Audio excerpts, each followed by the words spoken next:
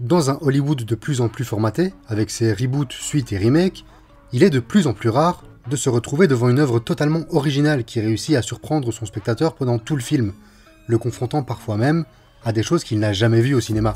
Everything Everywhere All at Once est l'un de ces films, et bordel que ça fait du bien. Il est produit par les frères Russo, ce qui prouve qu'ils sont meilleurs producteurs qu'ils ne sont réalisateurs, et mis en scène par les Daniels, qui eux ne sont pas frères, c'est juste deux gars qui s'appellent Daniel. Daniel Kwan et Daniel Scheinert, à qui on devait déjà ce clip, et l'imparfait mais tellement généreux Swiss Army Man, où Daniel Radcliffe, encore un Daniel, joue un cadavre utilisé par Paul Dano pour survivre sur une île déserte, notamment grâce à ses paix. C'est aussi what the fuck que ça en a l'air, mais c'est à voir. Ici on va suivre la vie d'une famille chinoise vivant aux États-Unis. Leur business n'est pas franchement florissant, le couple bat sérieusement de l'aile, l'ambiance avec la fille n'est pas au top, sa mère ayant du mal à accepter son homosexualité, et pour couronner le tout, il faut s'occuper de papy qui vient de débarquer de Chine. Oh et le pire c'est qu'aujourd'hui, ils ont rendez-vous avec l'inspectrice des impôts. Ouais, autant vous dire que si on s'arrêtait à ça, le film pourrait être un simple drame familial un peu Sundance.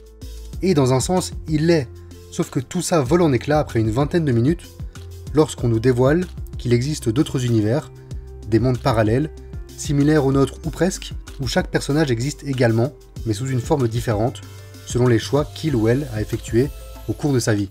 Et Evelyn, notre héroïne, incarnée par Michelle Yeoh, est l'élue parce qu'elle est, en fait, la pire version d'elle-même, tout univers confondu.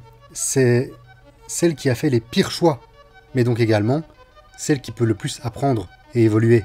Et elle va devoir évoluer vite, parce que dans ces univers voyage une menace, Jobu Tupaki, qui cherche à tout détruire. Bon, c'est déjà plus intéressant là. Ça fait super longtemps que j'ai pas vu un film qui déborde autant de cinéma, d'envie, d'idées, d'originalité, qui joue avec les genres, les inspirations, les styles visuels, les ratios d'images, et d'ailleurs pas sûr qu'on en reverra un de cette qualité de sitôt.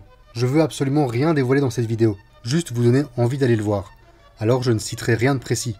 Mais vraiment, il y a des scènes hilarantes, des idées débiles mais qui fonctionnent à fond. Bête exemple, comme à chaque fois qu'ils veulent changer de dimension, ils doivent faire quelque chose qui n'a pas de sens, ils s'en sont donnés à cœur joie.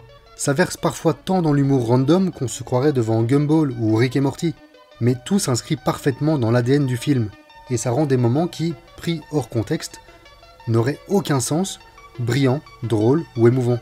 Des trucs aussi simples que deux pierres qui tombent d'une falaise, ou une piñata qui se balance. Et cette capacité à donner de la signification à absolument chaque seconde du film, ça le rend incroyable. Parce que ça aurait été bien beau de faire un film super fun, prenant et ludique, mais si c'est au final pour ne rien raconter, ça aurait été un peu vain.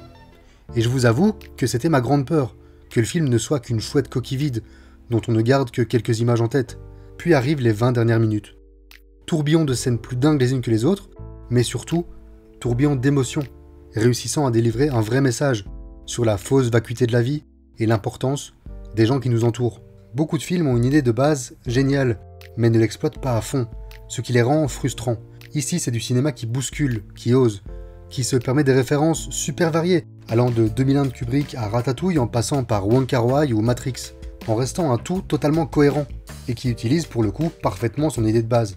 Le message est fort, les acteurs sont excellents, devant chacun pouvoir jouer plusieurs versions d'eux-mêmes, le travail sur le son est remarquable, et au plus je me renseigne sur le film, au plus je l'aime, parce qu'il touche quelque chose en moi, comme peu d'autres œuvres ont réussi à le faire, comme un Mr. Nobody ou un Inside de Bob Burnham.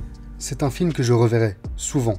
Pour rire, oui, pour admirer son amour du cinéma aussi, mais surtout pour me souvenir que, même si on n'est qu'un grain de sable insignifiant dans l'univers, notre vie, peu importe à quel point on peut la détester par moments, ça reste la plus belle chose qu'on ait, et qu'il faut la chérir tous les jours, elle et les gens qui nous entourent. Je vous laisse sur ça, on en parlera sûrement en détail un autre jour, mais ça sort aujourd'hui dans les salles françaises, alors foncez-y. Ciao!